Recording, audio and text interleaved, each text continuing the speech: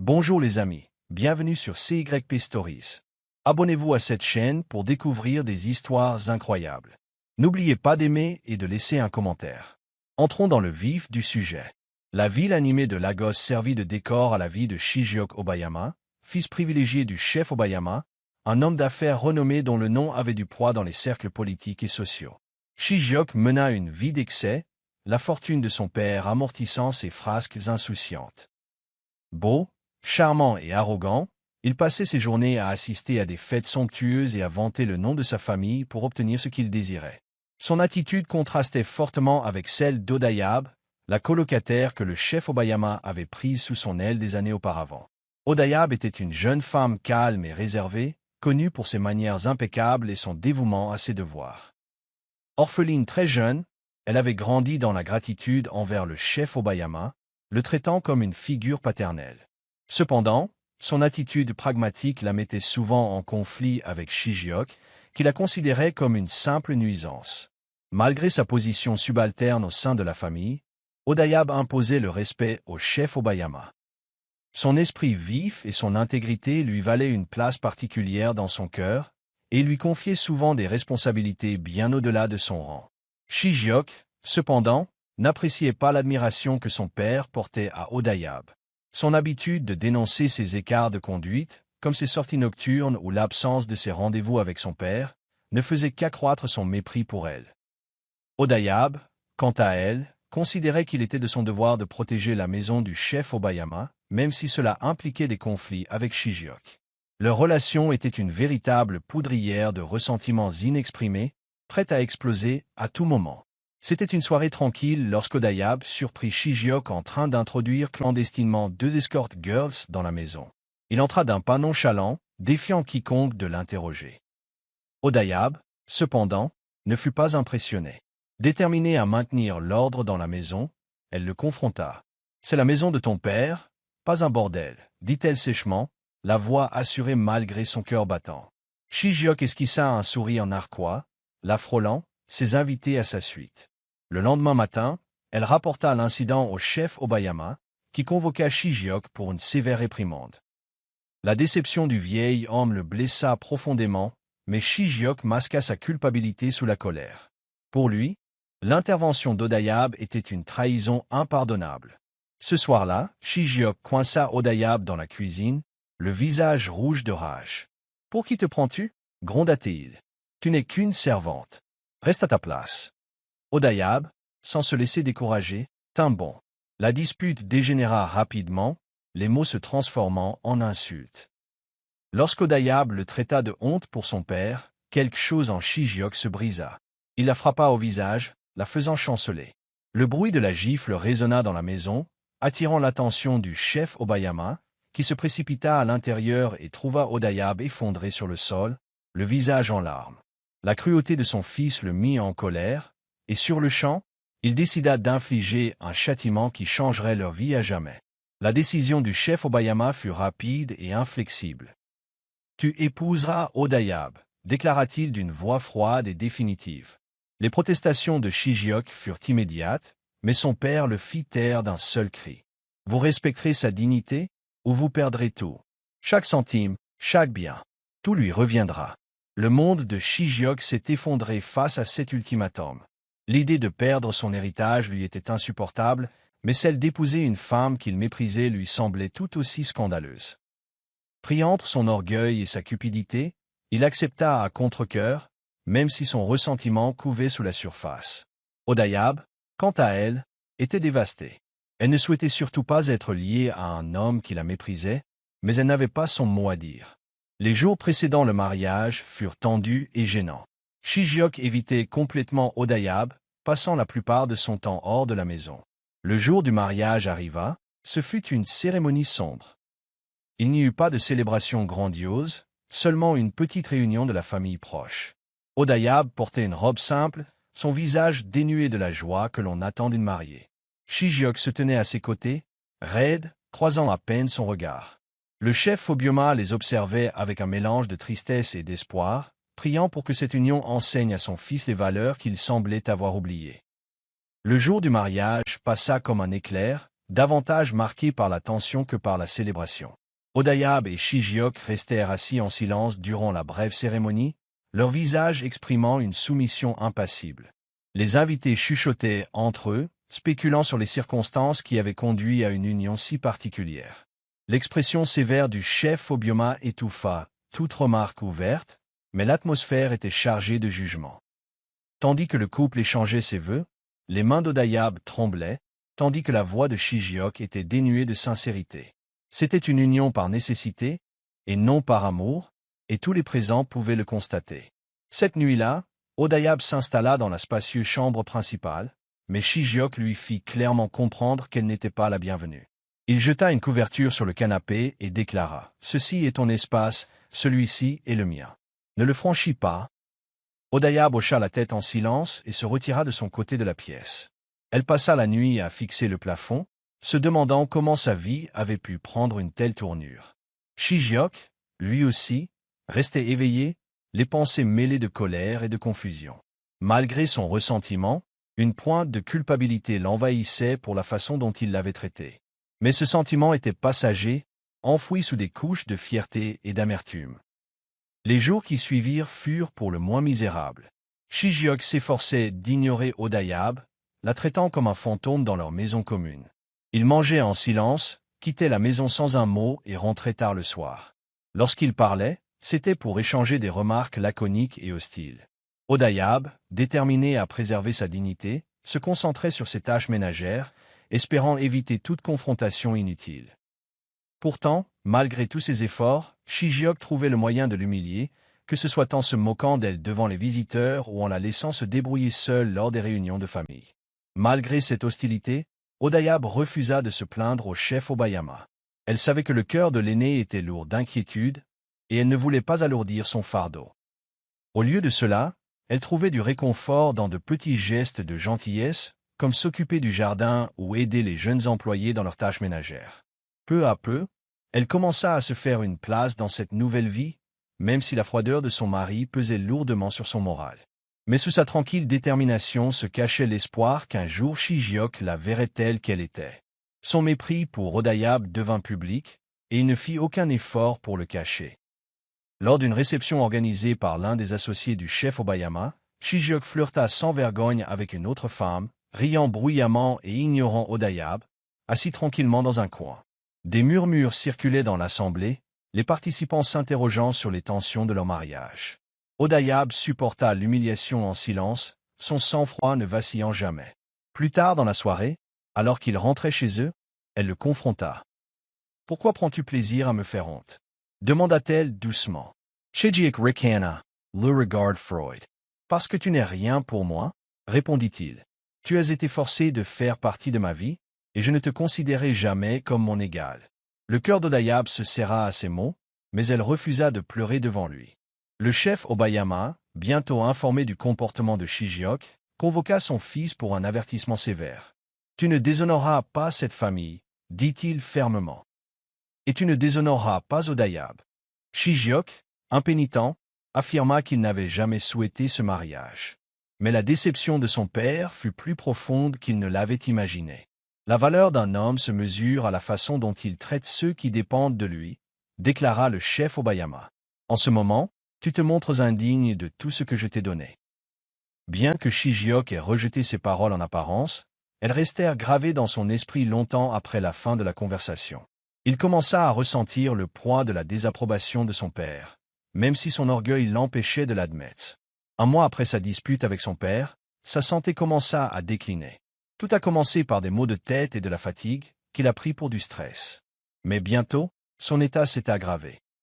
Il s'affaiblissait de jour en jour, incapable de garder sa nourriture ou de quitter son lit longtemps. Les médecins se rendirent sur place, mais ne purent déterminer la cause de sa maladie, laissant le chef Obayama et le personnel de maison profondément inquiets. Malgré tout, Odayab prit soin de lui, mettant sa douleur de côté pour assumer ses responsabilités d'épouse. Elle préparait ses repas, veillait à ce qu'il prenne ses médicaments et restait à son chevet tard dans la nuit pour surveiller sa fièvre. Shijiok résista d'abord à ses soins, la harcelant dès qu'elle s'approchait. « Je n'ai pas besoin de ta pitié », grogna-t-il un soir. Mais Odayab resta calme, la voix posée, tandis qu'elle répondait, « Ce n'est pas une question de pitié. Il s'agissait de faire ce qui était juste. » Sa gentillesse commençait peu à ébranler ses défenses. Au fil des jours et des semaines, il se rendit compte qu'il comptait de plus en plus sur elle, sa douce présence devenant une source de réconfort. Pour la première fois, il commença à la voir non pas comme une servante indiscrète, mais comme une femme forte et compatissante qui avait enduré bien plus qu'il ne l'aurait cru. Lors d'une nuit particulièrement difficile, Shijiok se réveilla en sueur froide, le corps tremblant de façon incontrôlable. Odayab se précipita à ses côtés, lui tenant la main et murmurant des mots apaisants jusqu'à ce que l'épisode passe. Dans son état de faiblesse, Shijiok baissa sa garde. « Pourquoi t'embêtes-tu » murmura-t-il, la voix teintée de confusion et de culpabilité. « Après tout ce que je t'ai fait, pourquoi t'en soucies-tu encore » Odayab hésita avant de répondre, le regard fixe. « Parce que je crois que les gens peuvent changer. Et parce que peu importe à quel point tu m'as blessé, je refuse de me laisser définir par l'amertume. » Ces mots le touchèrent profondément, le laissant silencieux et introspectif. Au fil des jours, Shijiok s'est ouvert à Odayab comme jamais auparavant. Il a partagé des anecdotes de son enfance, des moments de vulnérabilité qu'il avait enfouis sous une couche d'arrogance. Il a évoqué la pression de se montrer à la hauteur de l'héritage de son père et sa peur de l'échec. Odayab l'écouta patiemment, l'encourageant discrètement lorsqu'il hésitait. Pour la première fois, Shijiok se sentit véritablement perçu, non pas comme le fils privilégié d'un homme riche, mais comme un être humain imparfait. Et pour la première fois, il se surprit à regarder Odayab, non pas avec ressentiment, mais avec une admiration sincère. La guérison de Shijiok fut lente, mais Odayab resta à ses côtés à chaque instant. À mesure que ses forces lui revinrent, il prit conscience de ses sacrifices discrets. Il remarqua ses petites attentions, sa façon d'ajuster ses oreillers sans qu'on le lui demande, le soin qu'elle mettait à préparer ses repas, et sa façon de toujours quitter la pièce avec un mot gentil, même lorsqu'il était irritable. Ces petits gestes de gentillesse commencèrent à éroder le mur de ressentiment qu'il avait construit autour de lui. Shijiok commença à la remercier pour ses efforts, d'un ton sincère pour la première fois. Bien qu'Odayab restât prudente, elle ne pouvait nier que son attitude était en train de changer. Un soir, alors qu'ils étaient assis ensemble dans le salon, Shijiok demanda « Pourquoi n'es-tu jamais parti? Tu aurais pu t'en aller après tout ce que j'ai fait. » Odayab le regarda, l'air pensif. « Je suis resté parce que j'en ai fait le vœu, » dit-elle simplement. « Pas seulement envers ton père, mais envers moi-même. Je ne laisserai personne me faire oublier qui je suis. » Ces paroles ont humilié Shijiok, le forçant à affronter la profondeur de ses propres défauts. Il réalisa que la force et la résilience d'Odayab dépassaient de loin tout ce qu'il avait pu imaginer. Et pour la première fois, il éprouva un profond respect pour celle qu'il avait autrefois méprisée. Un matin, Shijiok s'assit au bord de son lit, les mains tremblantes, répétant les mots qu'il avait l'intention de prononcer. Il appela Odayab dans la pièce, le cœur battant à tout rompre lorsqu'elle entra, l'air neutre. « Je te dois des excuses » commença-t-il d'une voix tremblante. « Pour tout. Pour la façon dont je t'ai traité, pour les choses que je t'ai dites, et pour ne pas t'avoir vu telle que tu es vraiment. » Odayab cligna des yeux, surprise par sa franchise, mais elle garda le silence, le laissant poursuivre. « Je n'attends pas de pardon, » ajouta-t-il, le regard fixé au sol. « Mais je veux que tu saches que je te vois maintenant et que je suis désolé pour toute la douleur que je t'ai causée. » Odayab le stabilisa un long moment avant de répondre. « J'accepte tes excuses, » dit-elle doucement. « Mais pardonner ne signifie pas oublier, mais aller de l'avant. La question est, que vas-tu faire maintenant ?» Ces mots restèrent en suspens, un défi autant qu'une invitation. Shijiok hocha la tête, sa résolution se renforçant. Il n'avait pas encore toutes les réponses, mais il savait une chose, il voulait gagner sa confiance et son respect, non pas par des mots, mais par des actes. Ce soir-là, alors qu'Odayab quittait la pièce, Shijiok sentit une lueur d'espoir. Pour la première fois, il croyait que la rédemption était possible, et il était déterminé à s'en montrer digne. Les excuses de Shijiok marquèrent un tournant dans leur relation, même si le chemin à parcourir restait semé d'embûches. Déterminé à prouver sa sincérité, Shijiok entreprit des changements modestes mais significatifs. Il passa plus de temps à la maison, partagea les repas avec Odayab et proposa même son aide pour les petites tâches ménagères. Bien que ses efforts aient été maladroits au début, Odayab remarqua le changement. Un soir, il la surprit en lui demandant des nouvelles de son enfance. « Parle-moi de ta famille », dit-il avec hésitation. Odayab hésita, prise au dépourvu par la question, mais finit par partager des bribes de son passé, la chaleur de l'étreinte de sa mère, le rire de son jeune frère avant la tragédie. Shijiok écoutait attentivement, son arrogance habituelle remplacée par une véritable curiosité. Pour la première fois, il percevait la profondeur de la force et de la résilience d'Odayab, des qualités qu'il avait jusque-là négligées. À son tour, Odayab commença à baisser sa garde, partageant davantage ses pensées et ses sentiments. Bien que leurs conversations fussent hésitantes, elles marquèrent le début d'un lien fragile. Shijiok se sentit attiré par sa sagesse sereine, tandis qu'Odayab commençait à entrevoir l'homme qu'il pouvait devenir. Peu à peu, leur relation passa de l'animosité au respect mutuel, même si aucun des deux n'osait nommer les changements qui se préparaient entre eux. Au fil des semaines et des mois, Shijiok continua de gagner la confiance d'Odayab par ses actions. Il cessa de la rabaisser en public et la défendit, même lorsqu'un parent en visite fit une remarque désobligeante sur ses origines. « Odayab est ma femme », dit-il fermement, d'un ton inattaquable. Cette déclaration stupéfia Odayab et le parent, mais marqua un tournant dans l'attitude de Shijiok. Pour la première fois, il reconnaissait sa place dans sa vie, non pas comme une punition, mais comme une partenaire. Bien qu'Odayab restât prudente, elle ne pouvait nier la sincérité de ses paroles. À la maison, leurs échanges devinrent plus chaleureux. Shijiok commença à lui demander son avis sur des sujets allant de la décoration du salon aux décisions concernant le personnel de maison. Odayab, d'abord réticente, se rendit compte qu'elle appréciait cette nouvelle collaboration. Un soir, alors qu'il préparait un repas pour le chef Obayama, Shijiok renversa accidentellement une marmite de ragoût. Au lieu des mots acerbes habituels, Odayab éclata de rire. Pour la première fois depuis des années, Shijiok rit avec elle. Ce fut un court instant, mais d'une profonde signification. Pour la première fois, ils se sentaient égaux, partenaires naviguant ensemble dans les complexités de leur relation.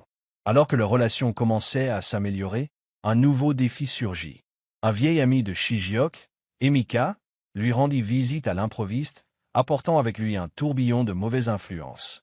Ignorant la transformation de Shijiok, Emika suggéra qu'ils sortent pour une soirée arrosée et de jeux. Allez, le Shijiok que je connais ne se laisserait pas enfermer ainsi. La taquina Emika en jetant un regard dédaigneux à Odayab.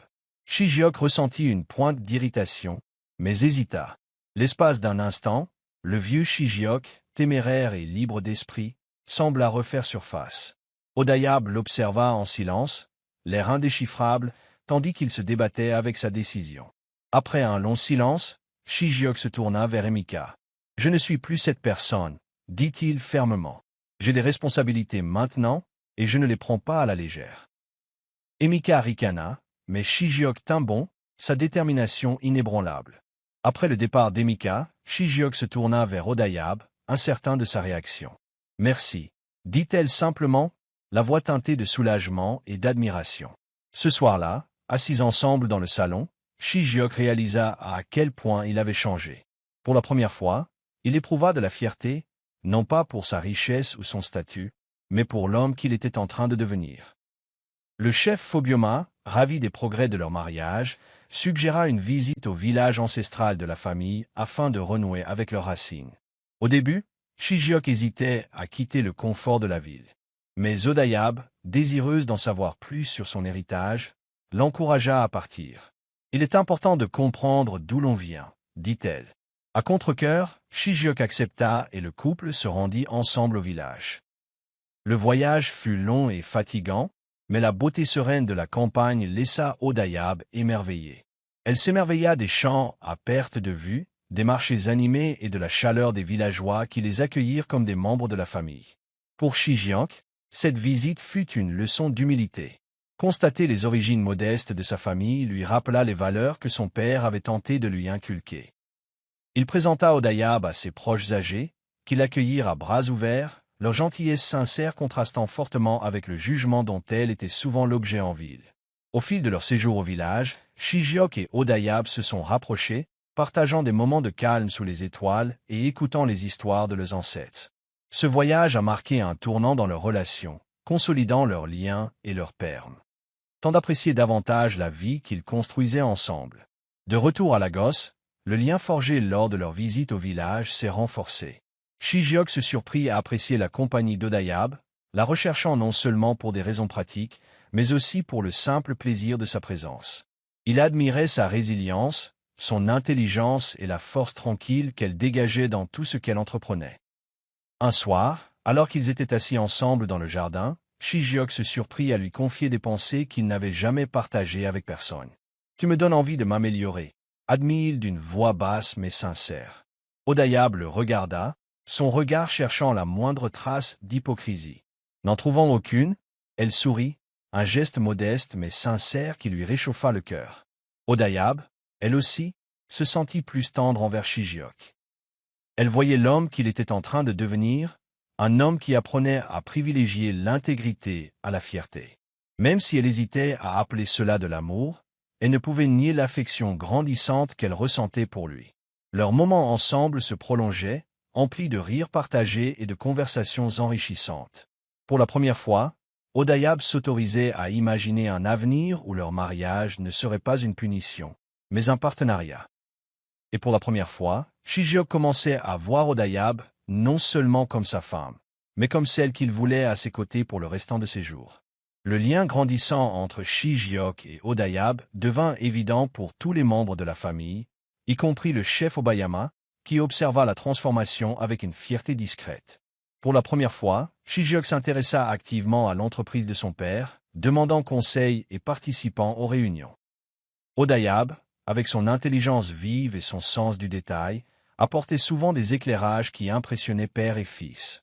Un soir, alors qu'il préparait une présentation importante, Shijiok demanda conseil à Odayab. « Que penses-tu de ces propositions ?» demanda-t-il en lui tendant un brouillon de ses notes. Elle parcourut rapidement le document, soulignant les points à améliorer et suggérant des pistes pour renforcer son argumentation. Ses suggestions étaient précises et réfléchies, et Shijiok ne put s'empêcher de s'émerveiller de son esprit. « Tu es incroyable », dit-il doucement, son admiration évidente. Odayab rougit, habitué à de tels compliments.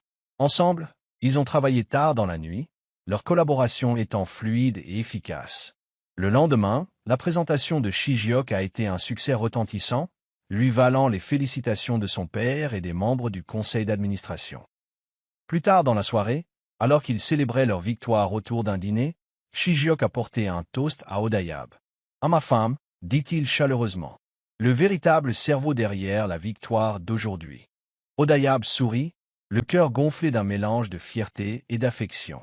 Alors que leur relation semblait atteindre de nouveaux sommets, une visiteuse inattendue se présenta à leur porte.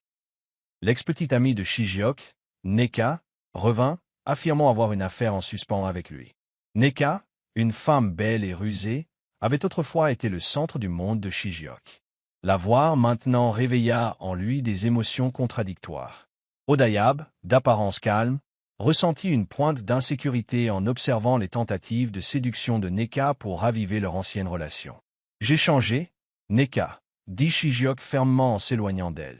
« Je suis marié maintenant et je prends mes vœux au sérieux. » Neka, déterminée, tenta de semer la discorde entre Shijiok et Odayab, suggérant qu'Odayab ne s'intéressait qu'à sa fortune. « Crois-tu vraiment qu'elle t'aime » murmura-t-elle.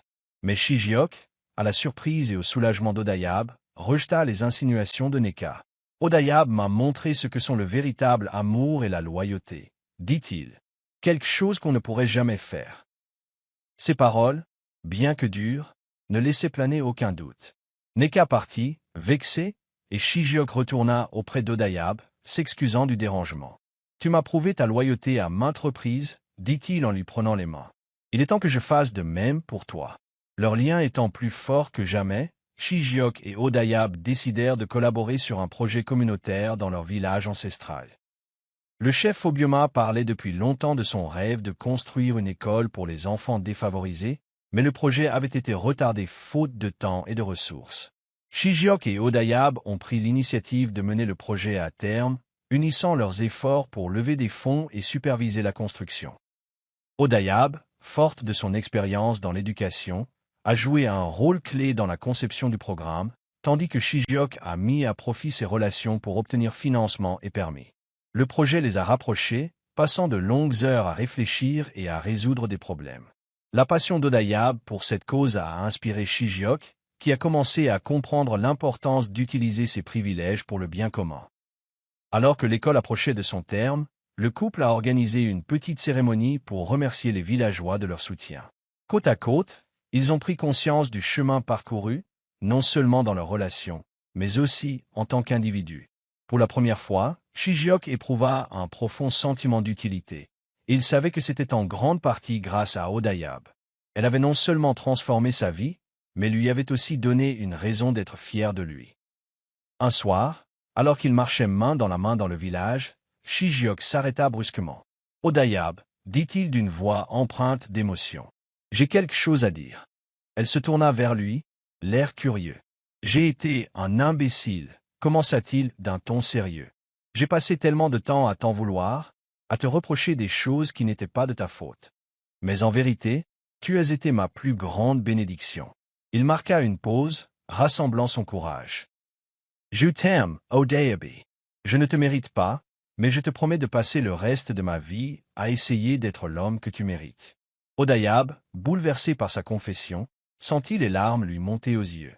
Elle avait espéré ce moment depuis si longtemps, mais entendre ces mots à voix haute était presque impossible à croire. « Je t'aime aussi, Shijiok, répondit-elle d'une voix tremblante. Et je te pardonne tout. » Ils s'embrassèrent sous le ciel étoilé, leurs cœurs enfin alignés. Pour la première fois, leur mariage semblait réel, une union fondée non sur l'obligation, mais sur l'amour et le respect sincère. De retour à la maison, main dans la main, ils savaient que leur aventure commune ne faisait que commencer.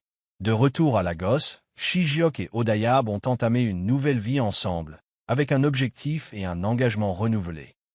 Shijiok s'est davantage impliqué dans l'entreprise de son père, se concentrant sur les pratiques éthiques et les initiatives communautaires.